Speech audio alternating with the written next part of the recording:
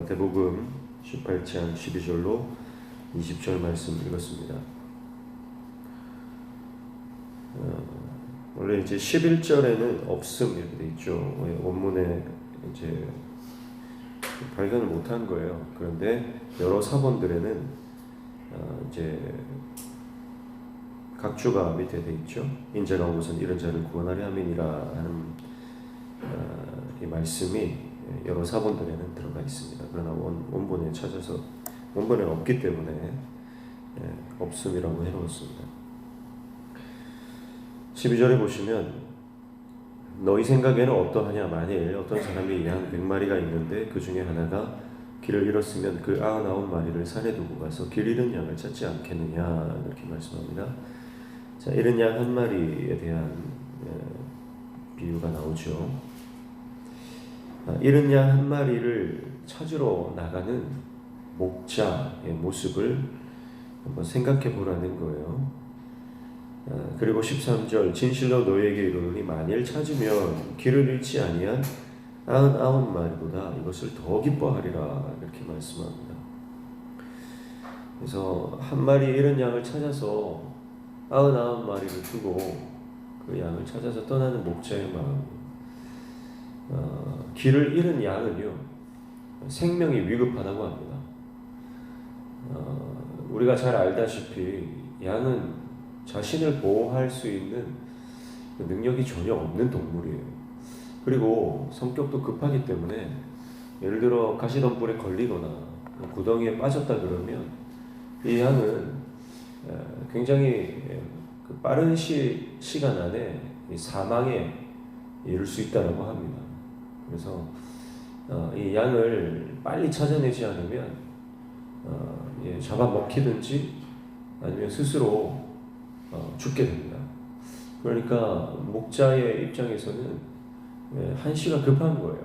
그래서 99마리를 두고서라도 한 마리를 찾아 나서는 것이죠. 그래서 찾았을 때는 그 기쁨이 굉장히 크다는 거예요. 그래서 99마리보다 한 마리 찾으면 더 기쁘다. 이것은 어떤 99마리보다 한 마리가 더 귀하다 이런 뜻이 아니라 그 한 마리를 찾았을 때의 그 기쁨에 대해서 말을 하고 있는 것입니다. 자, 그러면 이 양 한 마리가, 잃은 양 한 마리가 누구냐? 14절에 이와 같이 이 작은 자 중에 하나라도 잃는 것은 하늘에 계신 너희 아버지의 뜻이 아니니라 이렇게 말씀하죠. 자, 이 잃은 양 한 마리는 작은 자 중에 하나입니다. 작은 자입니다. 앞에 말했던 어린 아이와 같은 영적인 어린 아이와 같은 이 사람들이고요. 예수님을 믿고 따라가는 제자들, 그리고 연약한 자들, 세상적으로 봤을 때 미천하고 보잘것없는 자들, 그런 자들을 다 포함한다 볼 수 있습니다. 그래서 작은 자 하나를 향한 태도, 이것이 하나님의 마음이죠. 그래서 잃어버린 양을 지체 없이 찾아 나서는 목자가 바로 하나님이시고요.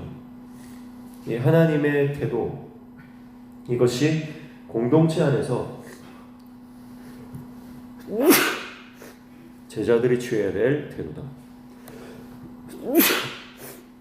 그리고 지극히 작은 자 하나라도 실족하지 않아야 하는, 그리고 만약에 실족의 위기에 처한 형제나 자매가 있다면 지체 없이 찾아 나서야 하는 것이 마태복음에서 말하는 제자도의 모습이라고 하는 것입니다.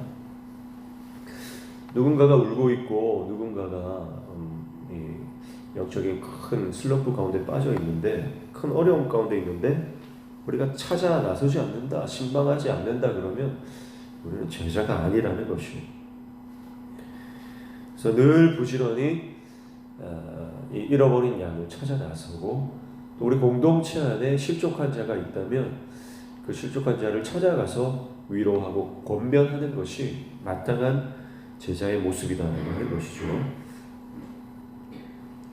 자, 그리고 15절부터 17절까지는 그런 실족한 형제에 대한 내용을 말씀을 하고 있어요. 15절 보면 내 형제가 죄를 범하거든 가서 너와 그 사람과만 상대하여 권고하라. 만일 들으면 내가 내 형제를 얻은 것이요. 이렇게 말씀을 하고 있어요. 그런데 죄를 범하거든 할 때 죄 앞에 또 각주가 있죠. 그 밑에 4번 보면은 뭐라고 되어 있습니까? 내게 죄를 이라고 되어 있습니다. 그러니까 이 형제는요 그냥 죄를 범한 자가 아니고 이제 나에게 잘못한 사람이다 이렇게 볼 수 있는 거예요.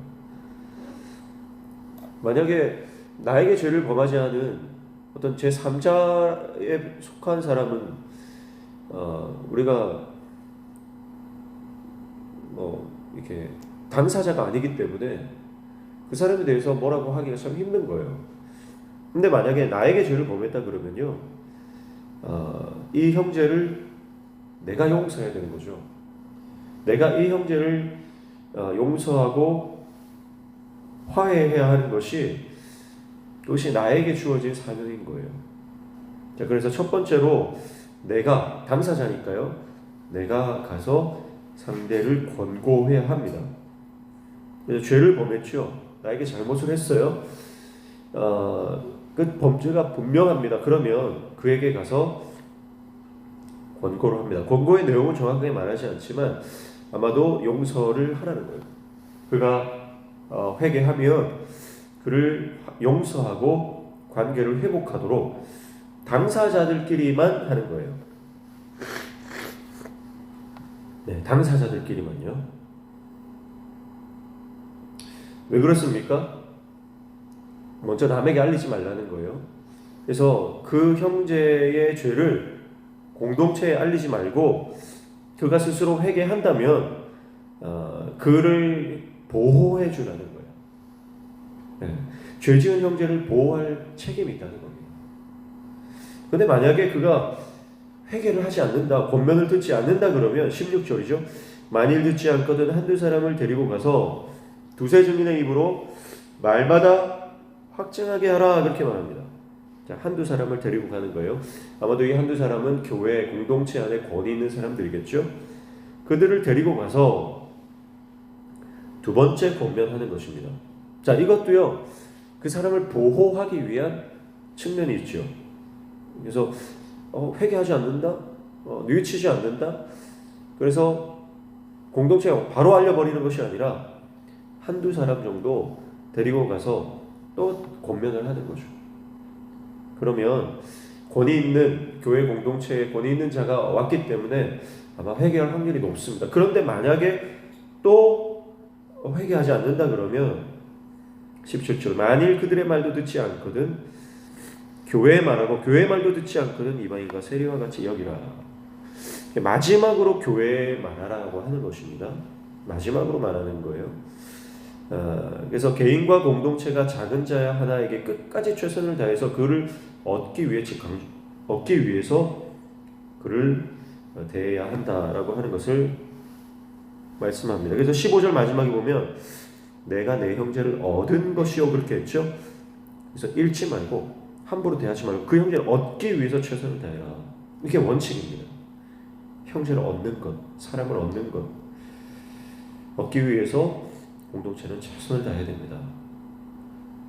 그리고 18절부터 20절까지 보면 이제 그 제자들에게 또 예수님의 권세를 위임하는 장면이 나오죠. 18절 함께 읽습니다. 시작. 진실로 너에게 이르노니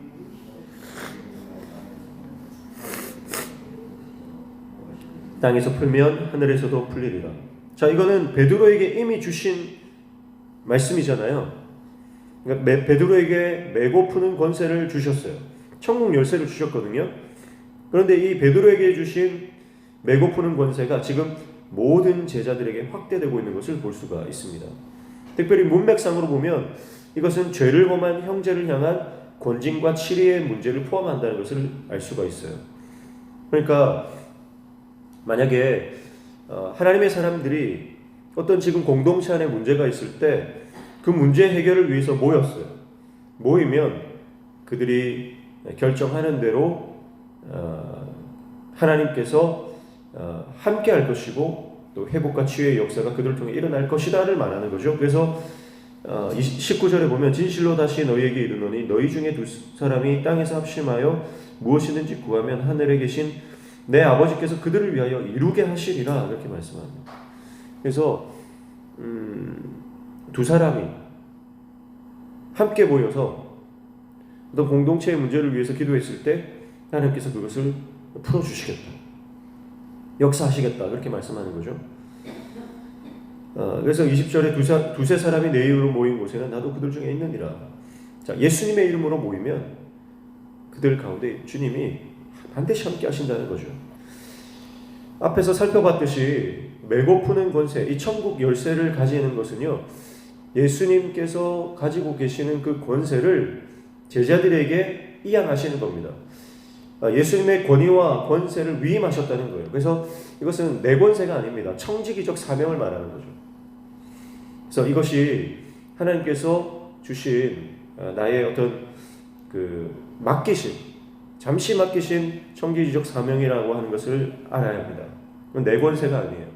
내 능력이 아닙니다. 그래서 우리가 이제 교회 특별히 모여서 함께 결정하는 것들이 사람의 결정이 아니라 하나님의 결정임을 알고 신중하게 해야 됩니다. 자, 우리에게 권세가 있어요. 하나님이 주신 권세. 이 권세를 가지고 우리가 해야 되는 게 뭡니까? 무엇을 메고 풀어야 됩니까? 앞서서 말했던 사람을 얻는 거예요. 형제를 얻는 거예요. 사람을 살리기 위해서, 공동체를 세우기 위해서, 공동체의 부흥과 회복을 위해서 우리는 이 권세를 사용해야 된다는 것입니다. 그래서 오늘 우리의 삶의 가장 중심에, 최우선에 사람 살리는, 영혼 구원하는, 형제를 얻는 이 원칙을 정확하게 세우고 이 땅을 살아가는 주님의 사명을 감당하는 저와 여러분 되시기를 주님의 이름으로 축복합니다. 기도하겠습니다. 하나님 아버지, 인자가 온 것은 잃어버린 자들, 그 한 영혼을 찾아 구원하시기 위함이라고 하셨습니다. 나도 그 작은 자 중 하나였고 길 잃어 당황하여 영원히 죽을 수밖에 없었던 우리의 인생이었지만 우리를 끝내 찾아내셔서 우리를 구원해 주신 그 놀라운 은혜를 기억하며 우리도 그 사랑으로 잃은 자들을 찾아 형제를 얻는 생명을 살리는 인생 되도록 우리 가운데 은혜를 허락하여 주시옵소서.